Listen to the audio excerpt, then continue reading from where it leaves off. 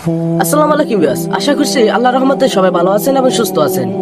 বন্ধুরা, আজকে এমন একটা ভিডিও নিয়ে আসলাম আপনাদের মাঝে, যে ভিডিওটা দেখলে অবশ্যই আপনাদের ভালো লাগবে এবং অনেক কিছু শিখতে পারবেন এই ভিডিও থেকে। তো আর দেরি কিসের, চলুন ভিডিওটা দেখে আসি। তবে তার আগে একটা রিকোয়েস্ট, আপনি যদি আমাদের চ্যানেলে নতুন হয়ে থাকেন তাহলে একটা লাইক দিয়ে চ্যানেলটি সাবস্ক্রাইব করে দিবেন। তো চলুন ভিডিওটা দেখে আসি। আজকে আমি বক্তব্যটা সাজানোর চেষ্টা করছি এভাবে যে এই কয়েকদিন আগে আপনারা দেখেছেন যে বাংলাদেশের জাতীয় ওলামা পরিষদের সম্মেলন হয়েছিল। বাংলাদেশের বরেণ্য ওলামা একরাম, তাদের একটা বড় অংশই, সবাই না হলেও তাদের একটা বড় অংশ এখানে এসেছেন। একটা ঐক্যের প্ল্যাটফর্ম দেখা যাচ্ছিল। সবাই যার যার অবস্থান থেকে আল আকসা ইস্যু নিয়ে অনেক কথা বলেছেন এবং আপনারা সবাই জানেন যে এই জায়গাটা আমাদের জন্য কত ইম্পর্টেন্ট, কত গুরুত্বপূর্ণ এবং পুরো বিশ্বের প্রেক্ষাপটটা এই জায়গা কেন্দ্রিক আবর্তিত হয়। তো সেদিন আসলে আমি খুব লম্বা একটা লেকচার রেডি করেছিলাম। আমার ধারণা ছিল যে হয়তো আমি 30 থেকে 35 মিনিট সময় পাবো আর কি। তো আমরা সবাই সময় পেয়েছি, কেউ 5 মিনিট, কেউ 7 মিনিট, কেউ 8 মিনিট, কেউ 10 মিনিট। সবচেয়ে বেশি সময় মনে হয় আমি পেয়েছি 9 মিনিট সামথিং। তো কিন্তু কথাগুলো আসলে খোলাসা করে বলার হয়ে ওঠেনি। বিজ্ঞ বরেণ্য আলেমরা ছিলেন, সব কথা আসেনি, আসার পরিবেশটা ছিল না। তো আজকের খুতবা ইনশাআল্লাহ আমি যে কথাগুলো বলতে চাচ্ছিলাম ওলামা পরিষদের আল আকসা ইস্যু নিয়ে, এই হুরমাতুল আকসা এই শিরোনাম নিয়ে আমরা কিছু কথা বলবো।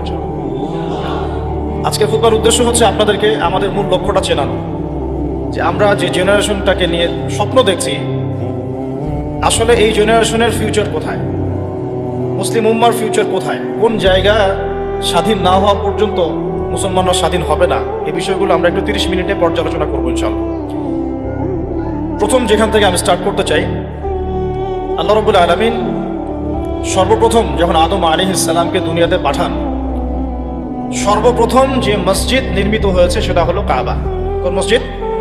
একটু লাইভলি থাকবেন তাহলে বুঝতে পারবেন। এই কাবা নির্মাণের 40 বছর পর দ্বিতীয় যে মসজিদটা নির্মিত হয়েছে সেটা হলো আল আকসা। কত বছর পরে? মাত্র 40 বছর। এই আল আকসাই পৃথিবীর ইতিহাসের দ্বিতীয় মসজিদ। অগণিত নবী রাসূল এখানে জন্ম নিয়েছেন, এই বাইতুল মুকাদ্দাসে এখানে বেড়ে উঠেছেন। এই জায়গা কেন্দ্র করে তারা বিশ্বকে শাসন করেছেন, দাওয়াতি কাজ করেছেন, আল্লাহ তাওহীদের বাণী প্রচার করেছেন। এই আল আকসাই হচ্ছে নবী ইব্রাহিম আলাইহিস সালামের হিজরতের জায়গা। আমি শুধু মূল পয়েন্টসগুলো টাচ করছি, আপনাদের বিস্তারিত আপনারা পড়ে নেবেন।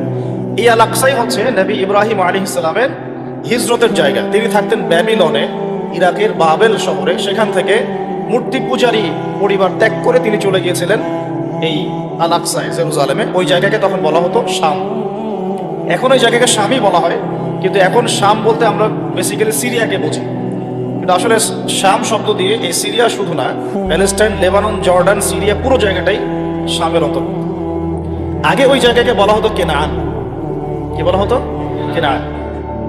তো ইব্রাহিম আলাইহিস সালাম যখন সেখানে হিজরত করেন, সেখানে তাকে কেন্দ্র করে একটা প্রশস্ত নববী মানে আদর্শ, তাওহীদের প্রতিষ্ঠা, একটা নববী রুহানি পরিবেশ গড়ে ওঠে।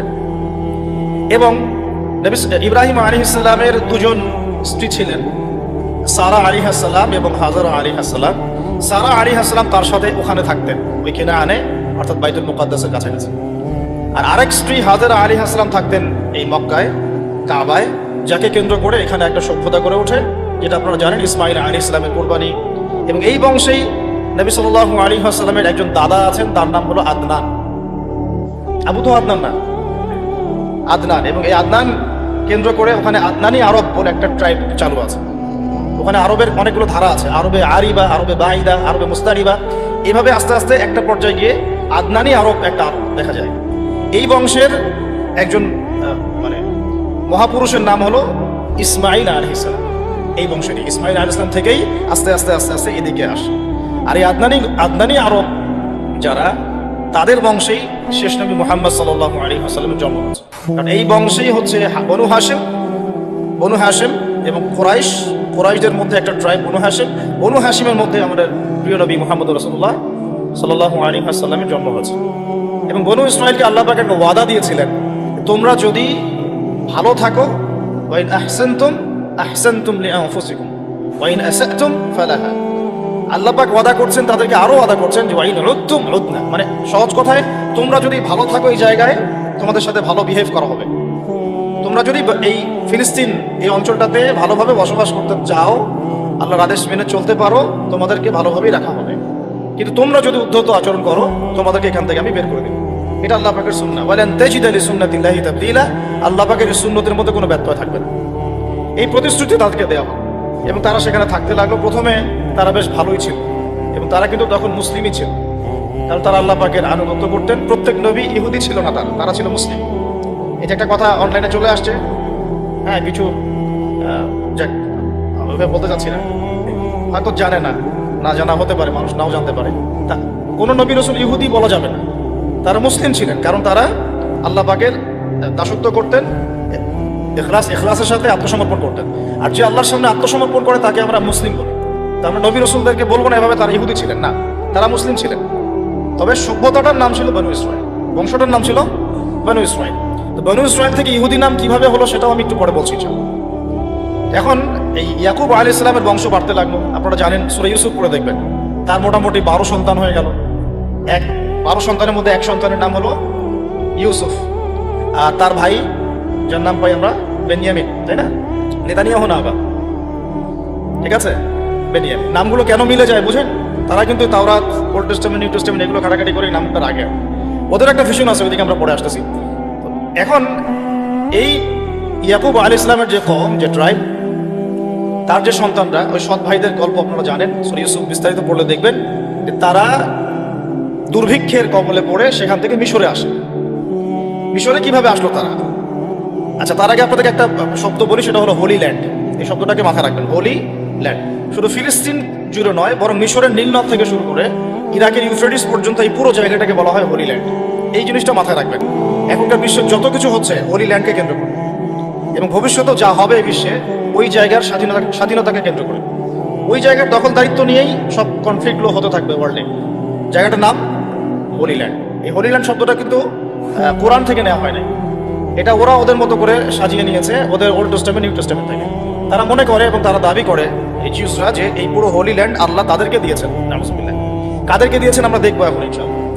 তো এখন এই হোলি ল্যান্ড বলতে শুধু ফিলিস্তিন না, তাহলে পুরো মিশর থেকে নিয়ে একদম ইউফ্রেটিস, ইরাকের ইউফ্রেটিস নদী পর্যন্ত, যেখান থেকে সোনার পাহাড় বের হবে, হাদিসও জানেন আপনারা, যেটাকে কেন্দ্র করে মহাযুদ্ধ হবে। এখন এই হোলি ল্যান্ডে তাহলে কিভাবে আসলো বনু ইসরাইল? ওই দুর্ভিক্ষের কবলে পড়ে তারা আস্তে আস্তে এখানে আসলো খাবারের সন্ধানে। এখানে এসেই তখন ফেরোরা থাকতো। আর তো এই ফেরো আর মুসা আলাইহিস সালামের ফেরো কিন্তু এক না। তখন যারা থাকতো তাদেরকে বলা হতো হাইকেল গোষ্ঠী, আর কি, হাইকেল জনগোষ্ঠী। তো তারা মোটামুটিভাবে এত অত্যাচারী ছিল না, একটু ধর্মনিরপেক্ষ টাইপের ছিল, যে যার মতো ধর্ম পালন করবে, কোনো সমস্যা নেই, এরকম ফিলোসফি ছিল। এতে করে এই বনু ইসরাইল যখন এখানে আসে, ইউসুফ আলাইহিস সালামের ভাইরা, তারা মোটামুটি একটা জায়গা করে নেয়। আর তার ভাইরা কিভাবে আসলো এখানে এটা আপনারা জানেন।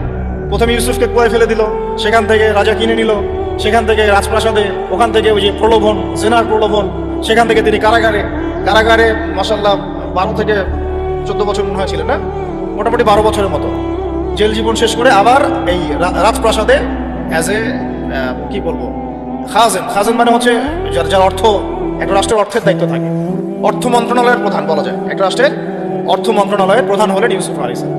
এই যে একটা লাইফের সার্কেল, এটাকে আল্লাহ পাক বলেছেন আহসানুল কসস, তাই না? শব্দটা আহসানুল কসস। তো এই উপন্যাস, সবচেয়ে শ্রেষ্ঠ উপন্যাস হলো ইউসুফ আলাইহিস সালামের এই জীবনীটা। এখন আমরা বুঝলাম যে বনু ইসরাইল কিভাবে ওই কেনান থেকে মিশরে আসলো। ইউসুফ আলাইহিস সালাম যখন এখানে পলিটিক্যাল পাওয়ারটা পেলেন, তখন তিনি বাবাকে নিয়ে আসলেন, মাকে নিয়ে আসলেন, ভাইদেরকে নিয়ে আসলেন, সবাইকে মাফ করে দিলেন। এখানে আবার বনু ইসরাইলের আবাদি গড়ে উঠল। এভাবে আস্তে আস্তে বনু ইসরাইল ছড়িয়ে যেতে লাগলো। মোটামুটি 100-200 বছর তারা এখানে খুব শান্তিতে ছিল, যতক্ষণ না এই হাইকেল জনগোষ্ঠীকে সরিয়ে দিয়ে ফেরাউনটা ক্ষমতা দখল করেছে। ফেরাউনটা আবার উগ্র, এরা আবার ওই রকম না, ওই মানে সেকুলার মাইন্ডেড না। ওরা দাবি করে যে আনা রব্বুকুমুল আ'লা, আমি তোমাদের মহান। এখানে আর ওই সুযোগ নাই ধর্ম পালনের, এবং তারা খুব বেশি অত্যাচার করতে পছন্দ করতো। আপনার কোরআন খুললেই দেখবেন প্রথম দিকে আছে বাচ্চাদেরকে জবাই করতো, ছেলেদেরকে জবাই করতো, মেয়েদেরকে জীবিত রাখতো। এদের আন্ডারে, এই ফেরাউনদের আন্ডারে থেকে বনু ইসরাইলরা যে নির্যাতনটা, মানে স্লেভারি যে নির্যাতনটা সহ্য করেছে, এই সময়টা, আমার ধারণা এই সময়টা তাদের সাইকোলজিক্যাল একটা পরিবর্তন হয়েছে। এটা আমার শুধু কথা না, ডক্টর রাগিব সার্জানি থেকে শুরু করে আলী মোহাম্মদ সালাবি এই কথা বলেছে যে যখন তারা ফেরাউনের আন্ডারে থেকে এই টর্চার সহ্য করেছে প্রায় এরকম 100 বছর, 100 বছর একটা জাতি যখন এভাবে টর্চার সহ্য করতে থাকে, চোখের সামনে জবাই করে দেওয়া হচ্ছে বাচ্চাদেরকে, ছেলেদেরকে, মেয়েদেরকে ধর্ষণ করা, জীবিত রাখা, তখন এই স্লেভারির মধ্যে থাকতে থাকতে ওদের মধ্যে একটা অ্যারোগেন্সি চলে আসে। ঠিক ওই একই কাজটা কিন্তু ওরা এখন মুসলমানদের সাথে করতেছে। খেয়াল করে দেখেন, ওই জিনিসটার শিক্ষা তারা এই ফেরাউনদের কাছ থেকে পেয়েছে। বুঝতে পারছি আমি কথা কি? আচ্ছা, যাই হোক, এভাবে ফেরাউনদের আন্ডারে তারা থাকতে লাগলো এবং বনু ইসরাইল দাসত্বের শৃঙ্খলে আবদ্ধ হলো।